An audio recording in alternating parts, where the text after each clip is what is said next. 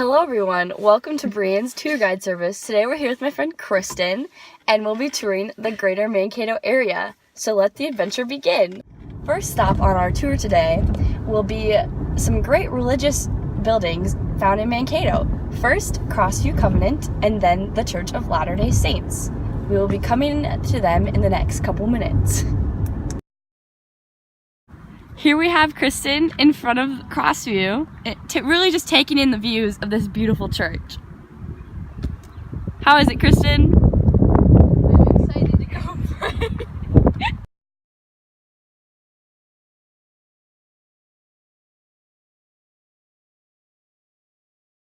And our next place of worship that we will be touring here in Mankato is the Church of Latter-day Saints, also known as the Mormon Church.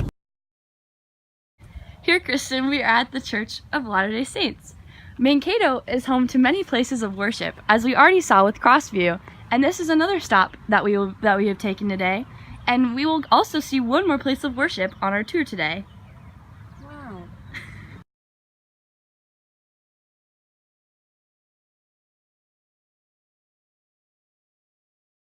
Kristin, did you know that Weber's least cost theory can be applied to Mankato? Really? Yeah, right here at your local WizPack, where Pepsi and other pop products are manufactured and brought out to the market, it would make sense because they are a bulk gating product, meaning that they would be wanting to be produced right near the market, where they are, right in North Mankato. Wow.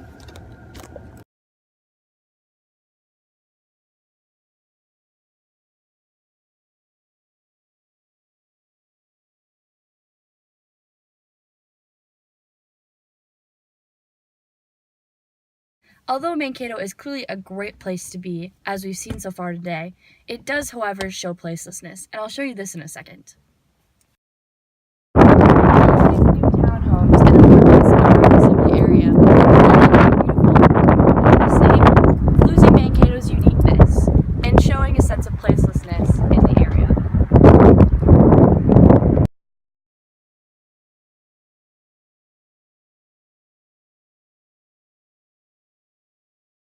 Kristin, did you know that Mankato has quite the interesting site, as it's not only located in a valley, but it's also located at the bend of the Minnesota River. Here's the Minnesota River at Sibley Park. Wow, this is interesting.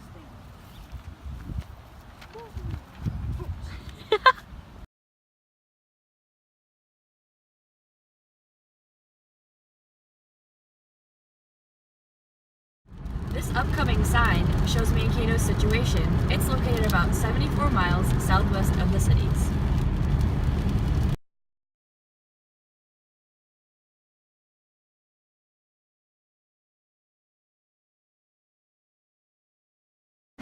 Mom and Pop's Ice Cream Shop, located in Old Town Mankato, is an example of a building that has gone through a process of gentrification. Prior to it being Mom and Pop's, it had been many other buildings, including most recently before, a drapery store.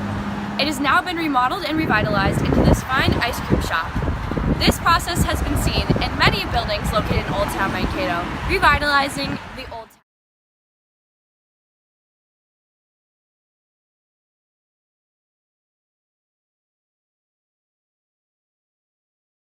Kristin, did you know that the Profinium is one of the newer urban infrastructures found here in Mankato?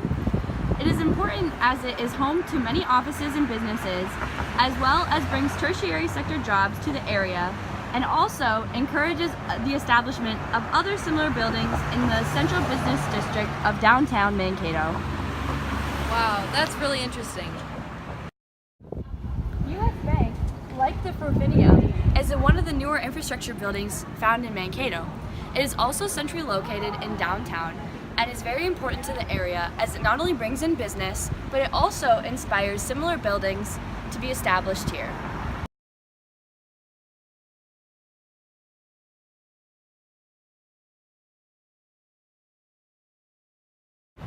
The Verizon Center, found in downtown Mankato, is a great example of commercialization in the area, as it is a center of entertainment where many activities occur, including hockey games and concerts and much more.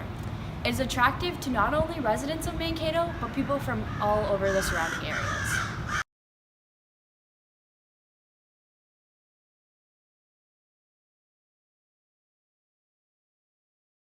Here is the Vetterstone Amphitheater, which is currently being redone. When it is finished, however, it is a common spot for many summer concerts that attract many people to the area. Wow, I really can't wait to go to some cool concerts here. Me too.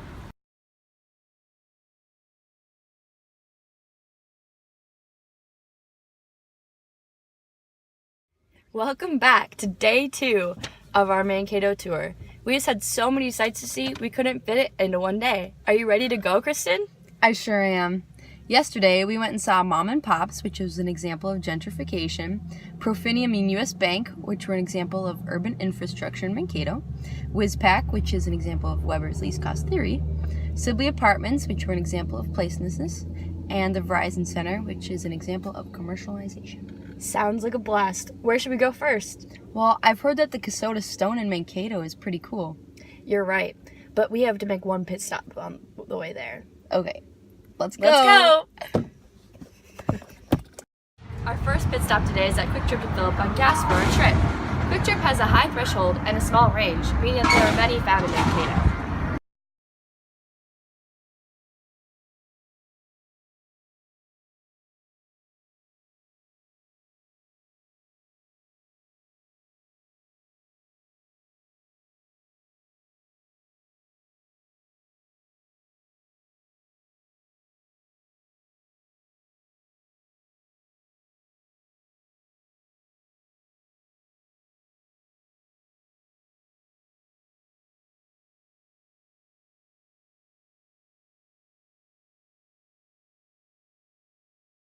Briann, is it true that Kasota Stone is only found here in Mankato? That's true. Kasota limestone is found in the Mankato area and is shipped all over the world. Wow, that's really cool. I know, doesn't it make Mankato so unique? I sure think so.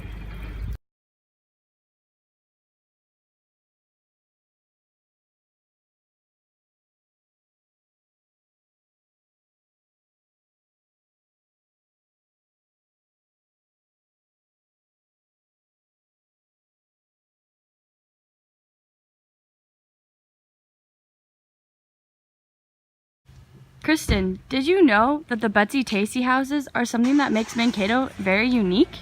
I didn't.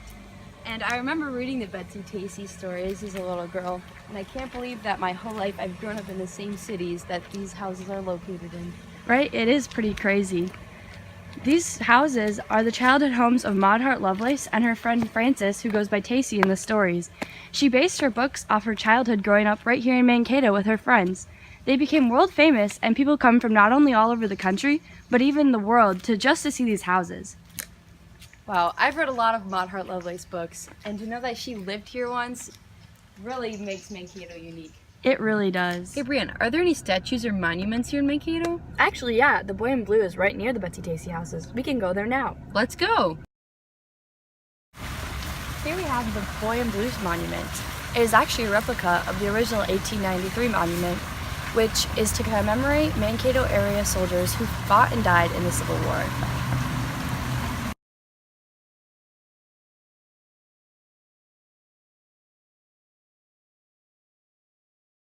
Hey Briann, are there any historic places here in Mankato? There are lots. One of them is Cray Mansion. We can head there now. Okay, let's go! Great.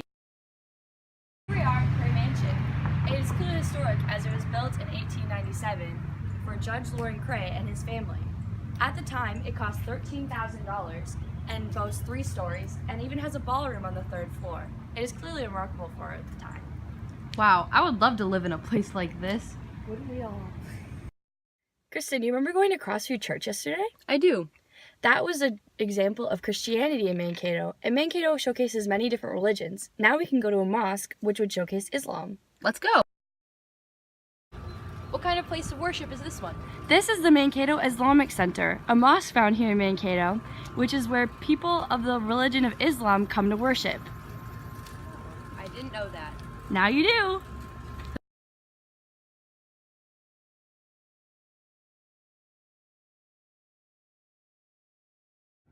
Is there any agribusiness in Mankato? Yeah, there is. Not only is there ADM, but there's also CHS. We can go there now. Let's go.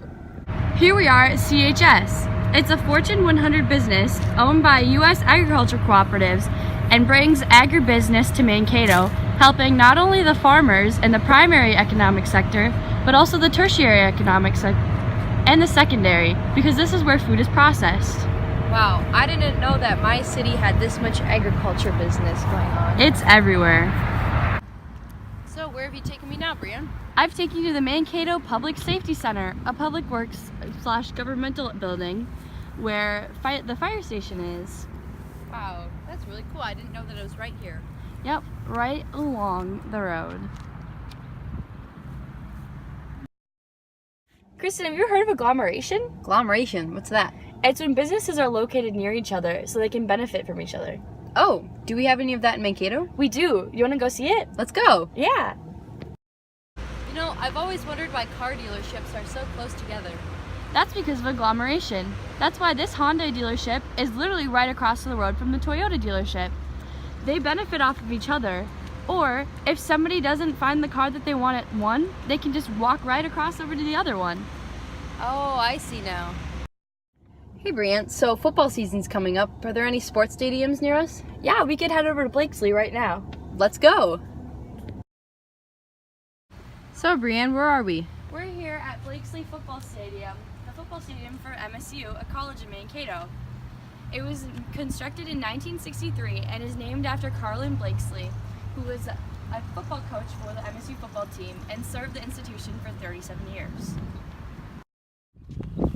Wow, I can't believe that this all used to be farmland.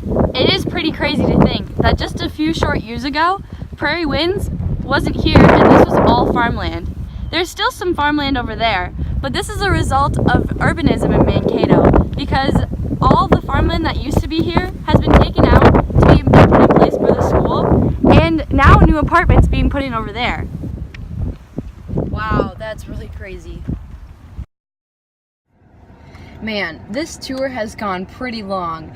Maybe we should take a little break. Are there any recreation centers around here that we could just relax and unwind? Actually, yeah, we could go to Sibley and we could do all kinds of things like feed the animals. Do you want to go right now? Yes. Okay, let's go. So there's plenty you can do. You can feed the animals, Feed the goats. play in the park, Get a workout. have a picnic, play this game of softball, Run down the hill. or go sledding in the winter.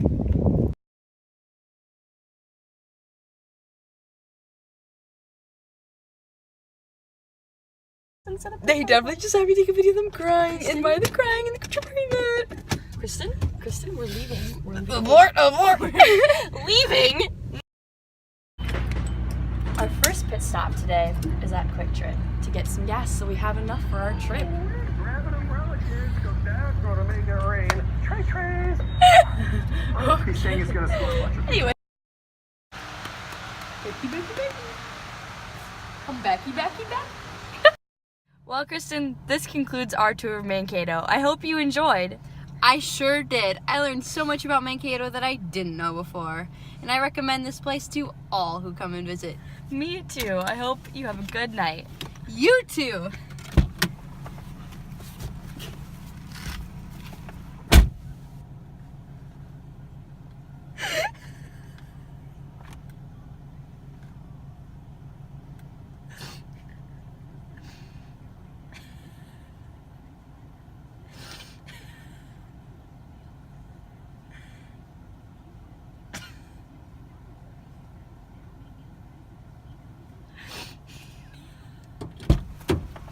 It's locked.